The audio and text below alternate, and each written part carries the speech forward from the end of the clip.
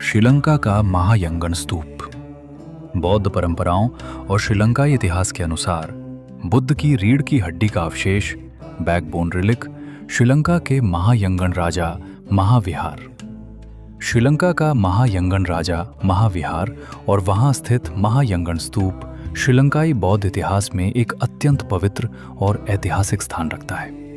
महावंश जैसे प्राचीन श्रीलंकाई ग्रंथों के अनुसार ये श्रीलंका का सबसे पहला स्तूप माना जाता है।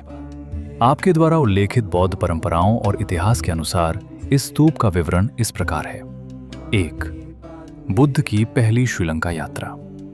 माना जाता है कि गौतम बुद्ध ने ज्ञान प्राप्ति के 9वें महीने में श्रीलंका की अपनी पहली यात्रा की थी। उन्होंने महायंगन महावेली नदी के किनारे का दौरा किया, जहां उस समय यक्ष और नाग जनजातियों का निवास था। बुद्ध ने वहां धर्म का उपदेश दिया। 2. पवित्र अवशेषों की स्थापना। Hair and bone relics. इस स्तूप में केवल एक नहीं बल्कि 2 अत्यंत पवित्र अवशेष रखे होने की मान्यता है। केश अवशेष। बुद्ध के उपदेशों को सुनकर वहां के एक स्थानीय यक्ष प्रमुख समन, जिन्हें अब श्रीलंका में देवता के रूप में पूजा जाता है, ने सोतापन्न मुक्ति का पहला चरण प्राप्त किया। उन्होंने बुद्ध से पूजा के लिए कोई निशानी मांगी। बुद्ध ने उन्हें अपने केश बालों के गुच्छे दिए, जिन्हें समन देव ने एक सोने के बर्तन में रखकर 10 फीट ऊंचे एक छोटे स्तूप में स्थापित कर दिया। ग्रीवा धातु।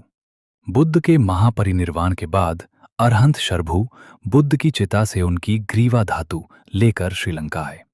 उन्होंने इसी स्तूप के भीतर उस अवशेष को भी स्थापित किया और स्तूप की ऊंचाई बढ़ाकर 18 फीट कर दी। विशेष सुधार। श्रीलंकाई बौद्ध इतिहास और महावंश के आधिकारिक विवरणों के अनुसार महायंगन स्तूप में मुख्य रूप से बुद्ध के केश अवशेष और ग्रीवा अवशेष, जिसे ग्रीवा धातु कहा जाता है, स्थापित हैं, न कि रीढ़ की हड्डी। रीढ़ की हड्डी के अवशेष का सीधा उल्लेख इस विशिष्ट स्तूप के इतिहास में नहीं मिलता है। 3. राजाओं द्वारा विस्तार। महायंगन राजा महाविहार को इतिहास में कई महान राजाओं का संरक्षण मिला। राजा देवानंपियतिस के भाई चूला भय ने इस स्तूप को और बड़ा करवाया। श्रीलंका के सबसे प्रसिद्ध शासकों में से एक राजा दुडगामणु ने इस स्तूप का जीर्णोद्धार करवाकर इसे 120 फीट की ऊंचाई दी। आज भी ये स्थल श्रीलंका के 16 समास्थान 16 सबसे पवित्र बौद्ध धार्मिक स्थलों में से एक है और हर साल लाखों बौद्ध तीर्थयात्री यहां दर्शन के लिए आते हैं।